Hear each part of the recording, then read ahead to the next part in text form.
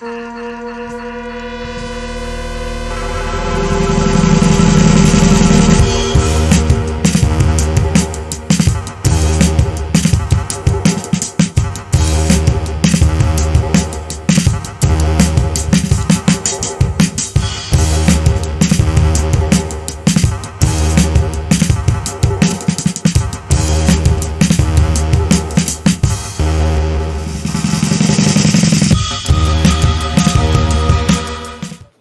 morning, everyone. Welcome to day one of our conference. I hope you're all enjoying everything that's going on because it certainly is worth the while. And hello to everyone online. We're glad you could stop in as well. Our first session this morning is about the map is not the territory. And it's one of the basic premises of general semantics that reminds us that words like maps only represent reality and are not reality itself. The map is not the territory. The title of this session is When the Map is Not the Territory, and we'll begin with Marty Levinson. And by the way, all the speakers' bios are at the back of your program, so if you'd like to read more about our speakers, please do. But to start, we have Marty. Hello, Marty. Oh, there he is. Too close. And Marty's going to speak on When the Map is Not the Territory, General Semantics and Satire. Welcome to Marty. Thank you very much. The title of my talk actually is When the Map is Not the Territory, General Semantics and Satire. Oh, you said that already. Okay, that's good. So, obviously, it's about general semantics and satire. You can find the satires I'm going to read in a book that I published recently, Lunch with the American People. It's on sale there at a bargain price, and you should buy it. All proceeds go to the Institute of General Semantics. So it's not only a good read, you're doing a good deed. So that's good. Okay. I may have to take the glasses off. I didn't bring my reading glasses. All right. So let's see if I can do it this way. General semantics talks about the importance of making maps that accurately portray the territories they describe. The maps of satire obliquely portray territories to make particular points.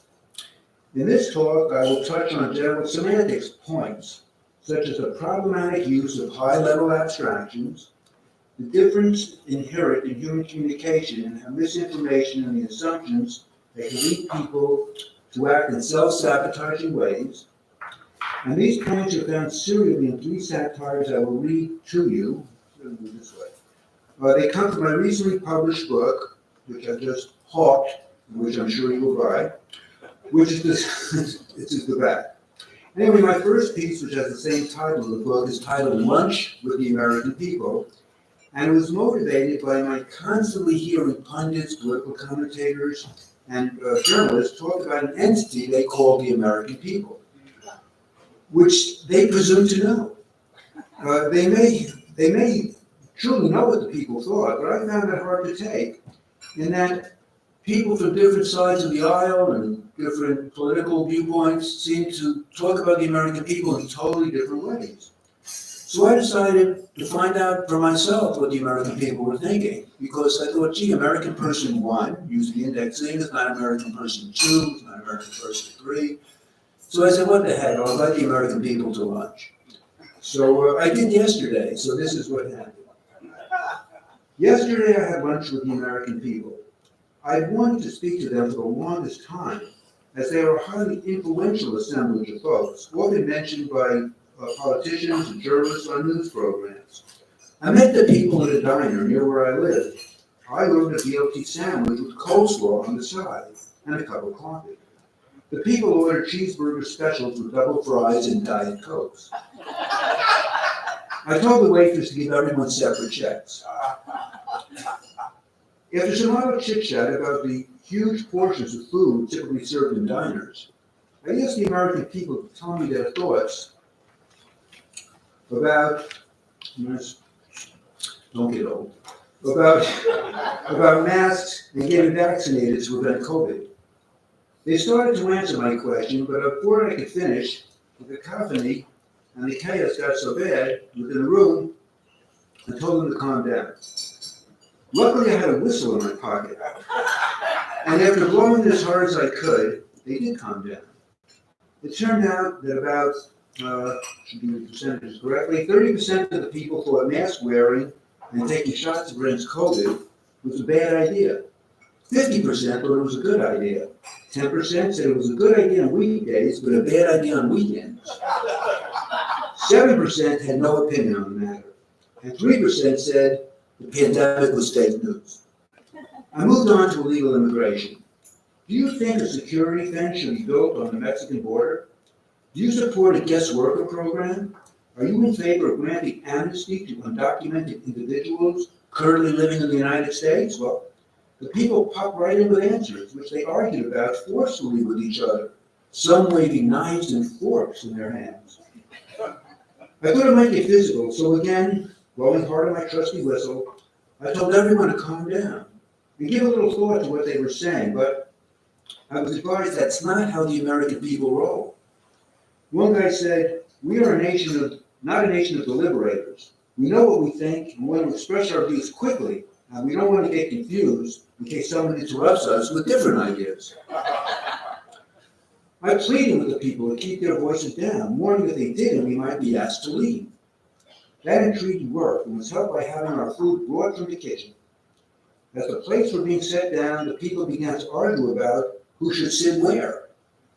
I said I didn't think it mattered where anyone sat, and while they were debating the issue, their food was getting cold.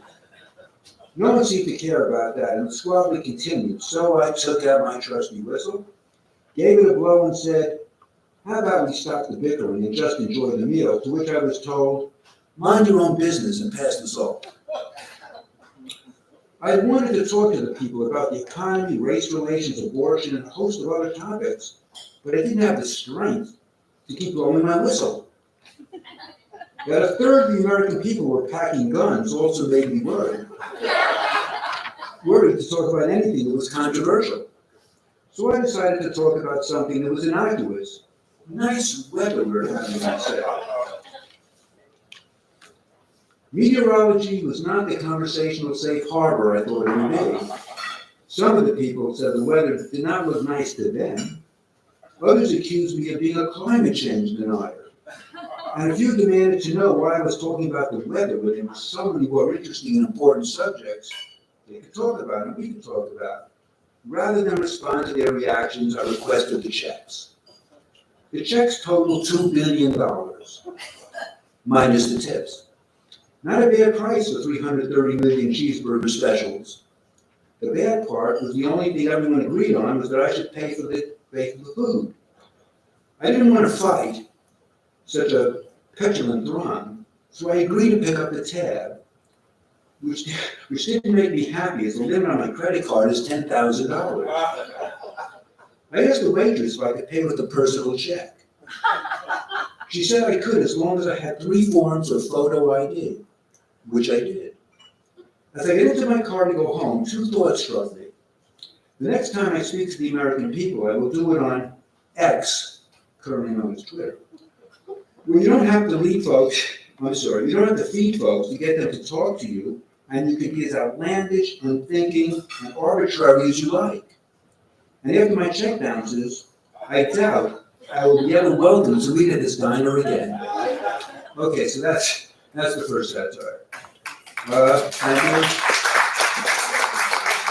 I appreciate the applause, more appreciate you by the buck, but that's okay. Again, all the proceeds go to the Institute of General Semantics. It's a wonderful event. I mean, Lance has really organized a terrific event. We do tons of stuff during the year. So, support it. It's a good thing. If you don't like the book, give it to someone, but just don't tell me.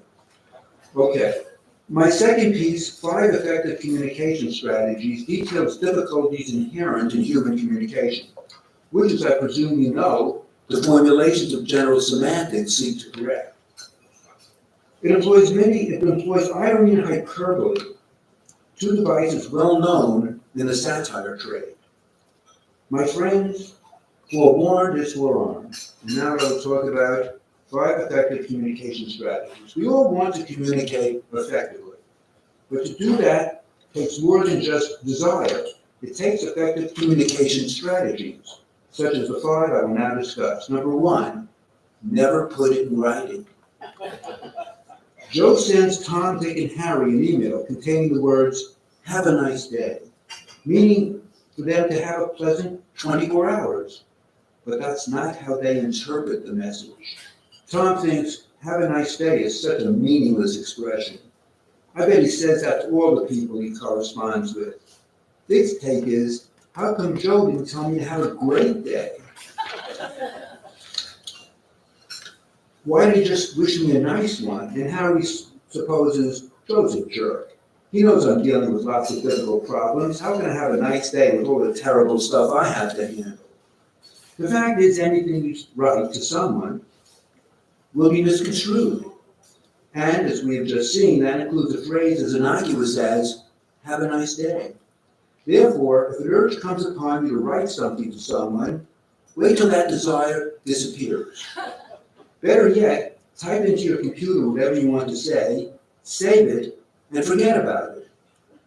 Even better, delete it. If you save it, someone might find and read it. And you know what that means. Okay, the next one, say as little as possible. As with writing, whatever you tell someone will be misjudged. However, unlike writing, you will be immediately giving a hard time for saying it. Therefore, keep your mouth shut and simply listen during conversations. Actually, on the speaker last night, Professor Korzybski said that listening is important, and that really is true. But I'm doing this facetiously. To not fall asleep when the other person is talking, nod your head up and down every 15 seconds or so. That should give you plenty of time to daydream and focus on your own thoughts. If you get bored with all the head bobbing, tell the other individual, "I see what you're getting at." Give the same results. Don't move. As with writing and speaking, others will misread whatever you communicate non-verbally. If you cross your arms, people will think you're withholding and that you're angry. If you cross your legs because that also feels good, that people will think you're withholding. If you smile because you want to be friendly, people will think you're an idiot. One way to minimize the chance that others will misconstrue your nonverbal cues is to die. Dead people, because of their lack of movement, usually do not confuse the living with their gestures. If that communication strategy does not appeal to you, try to shift around as little as possible when talking with others.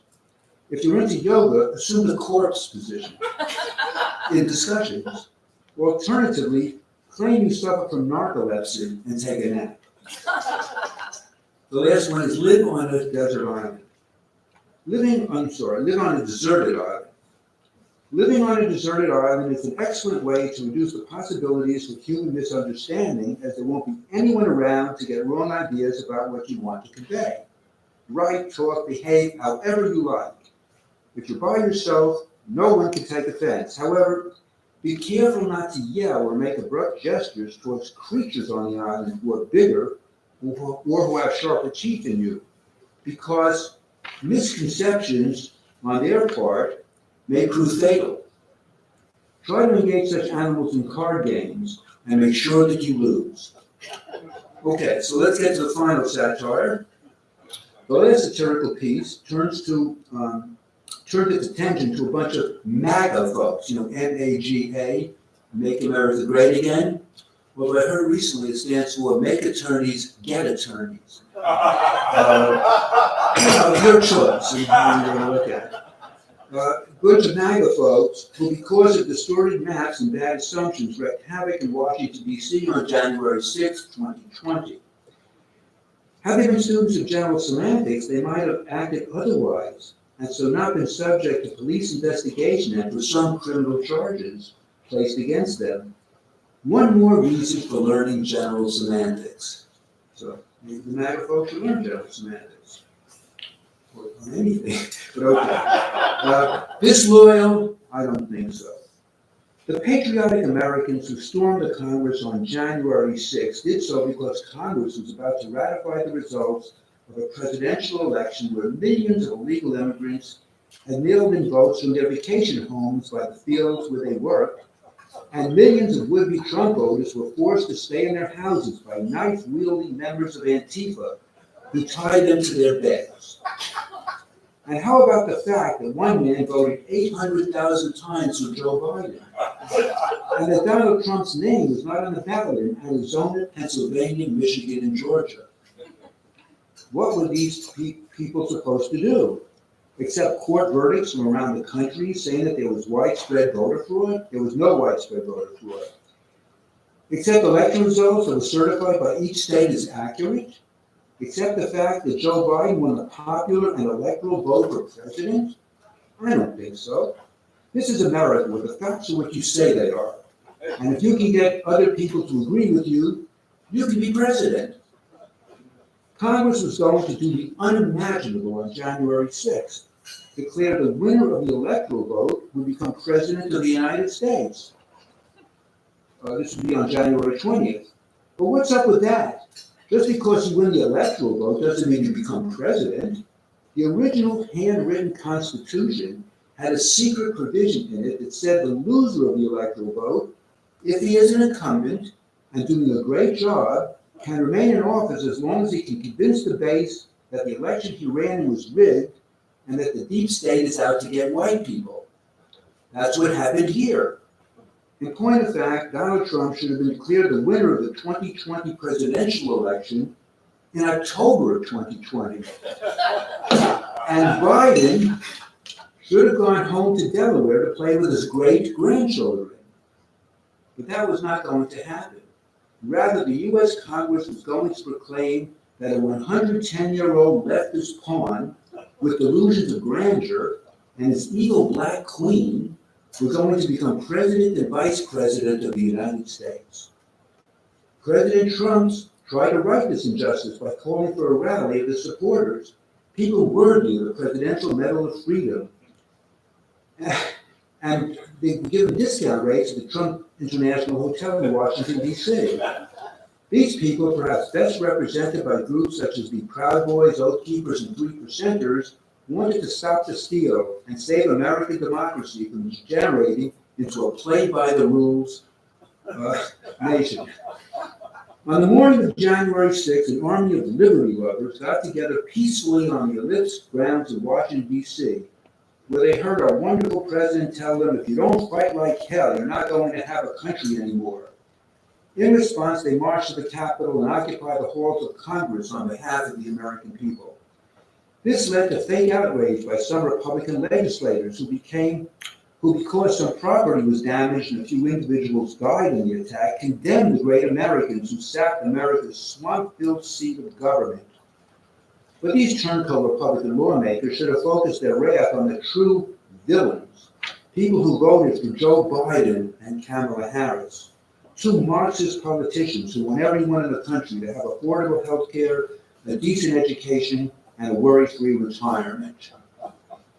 Every Republican legislator should have praised the brave men and women who took the law into their own hands and tried to show the nation that spite makes right, white makes right, and the right is right about everything.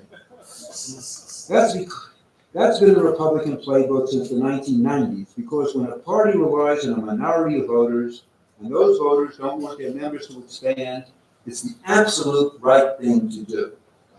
So that's the end of that. I'm in a writers group, and there's a few people who are Trump supporters, and they say, you know, to be fair, you should write a satire about the Democrats. And I have to tell them, it's a satire, not an essayist. I write what I want. You want to write a satire on what you want, I'll critique your satire. But, you know, it's not about fairness. Satire is really not about fairness. It's about crushing others who you think are wrong, or about kind of educating on issues.